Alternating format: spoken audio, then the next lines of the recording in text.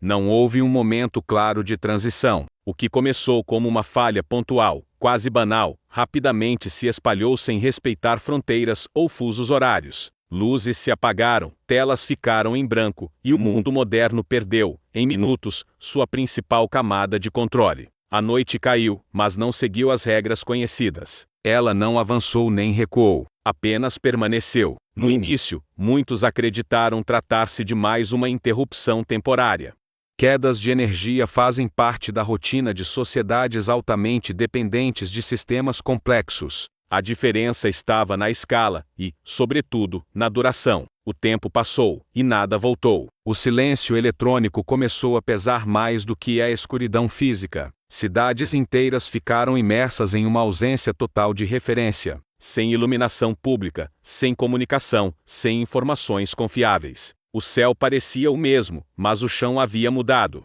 A sensação era de deslocamento, como se o mundo tivesse sido desligado sem aviso, deixando milhões presos em um intervalo indefinido. A noite que nunca terminou não foi apenas a falta de luz, foi a suspensão da normalidade. Um período em que o futuro imediato deixou de existir, e o presente se alongou de forma opressiva. Antes que qualquer explicação surgisse, o mundo já havia cruzado um ponto de ruptura, e ninguém sabia quanto tempo aquela noite iria durar.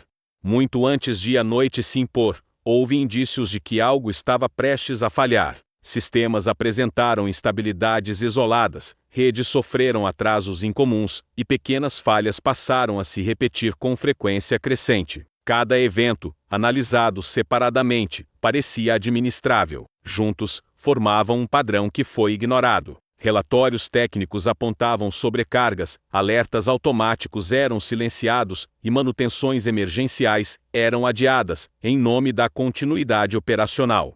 A confiança excessiva na redundância dos sistemas criou a ilusão de segurança. A ideia de um colapso em escala global parecia improvável demais para ser levada a sério. Enquanto isso, o mundo seguia conectado. Transações eram realizadas, dados circulavam, decisões críticas dependiam de infraestruturas que já operavam no limite. O colapso não veio de um único ponto, mas de uma acumulação silenciosa de falhas que se reforçavam mutuamente. Os sinais estavam presentes, mas foram diluídos pela rotina e pela fé no funcionamento contínuo da tecnologia. Quando o sistema finalmente cedeu, não houve surpresa técnica, apenas a confirmação tardia de que o colapso havia sido anunciado, ainda que ninguém tivesse decidido escutar. O colapso se tornou real no instante em que não houve retorno. Mensagens não foram entregues, chamadas não completaram, sistemas automáticos permaneceram inativos.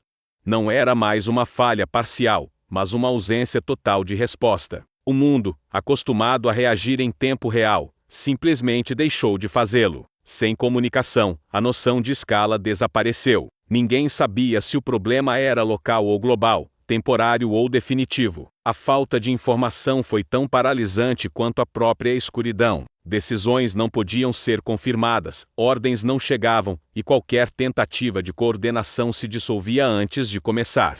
Infraestruturas críticas entraram em estado de suspensão. Transportes pararam onde estavam. Serviços essenciais passaram a operar no limite, ou cessaram completamente. O funcionamento contínuo, base da vida moderna, foi interrompido sem aviso. Pela primeira vez em décadas, a resposta automática do mundo não veio. Quando o mundo parou de responder, ficou claro que a dependência era maior do que se imaginava. Não apenas da tecnologia, mas da certeza de que sempre haveria alguém, em algum lugar, controlando a situação. Na ausência dessa resposta, o colapso deixou de ser técnico e se tornou humano. A percepção de que o colapso não era isolado espalhou o medo com rapidez. Sem informações confiáveis, as pessoas passaram a observar umas às outras em busca de respostas. O comportamento coletivo mudou quase instantaneamente. O que antes era rotina virou improviso, e a cautela deu lugar à urgência.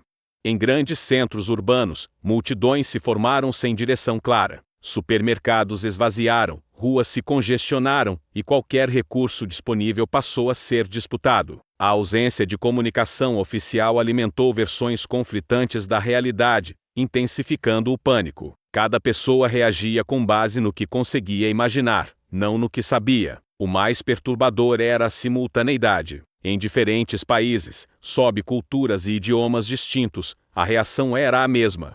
O colapso havia sincronizado o medo. Milhões experimentavam, ao mesmo tempo, a sensação de abandono e incerteza. Não havia refúgio psicológico na ideia de que em outro lugar está tudo bem. Milhões sob o mesmo pânico revelou um traço essencial da crise. Quando os sistemas falham, o medo se propaga mais rápido do que qualquer informação. E, naquela noite, ele encontrou um mundo inteiro vulnerável, reagindo em conjunto a uma ameaça que ninguém conseguia ver, medir ou conter.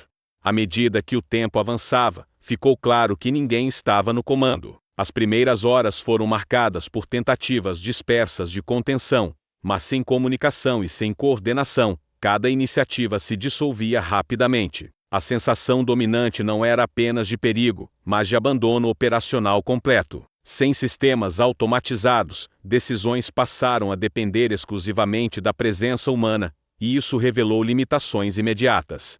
Protocolos foram interrompidos no meio, cadeias de comando se perderam e a resposta institucional se fragmentou. O mundo havia sido projetado para funcionar com suporte constante da tecnologia. Sem ela, o controle evaporou. O tempo se tornou um fator distorcido. Horas pareciam dias, enquanto eventos críticos se acumulavam em sequência. Pequenos incidentes, antes contidos facilmente, cresceram sem oposição. Incêndios não controlados, falhas médicas, acidentes logísticos.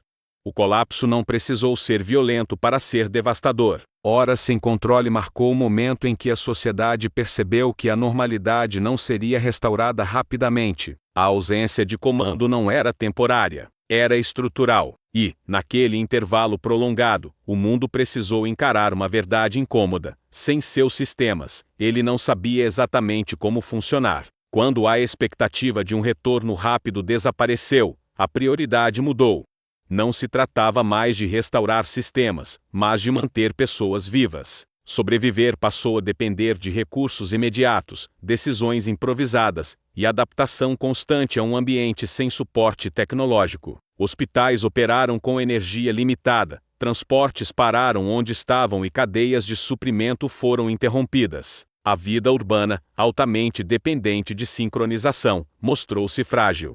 Em contraste, comunidades menores e mais autônomas reagiram com maior rapidez, revelando diferenças profundas na capacidade de adaptação. Indivíduos tiveram que reaprender gestos básicos, conservar alimentos, buscar água, estabelecer comunicação direta. A sobrevivência deixou de ser abstrata e voltou a ser física. Cada escolha carregava peso real, sem a mediação de sistemas que antes absorviam riscos.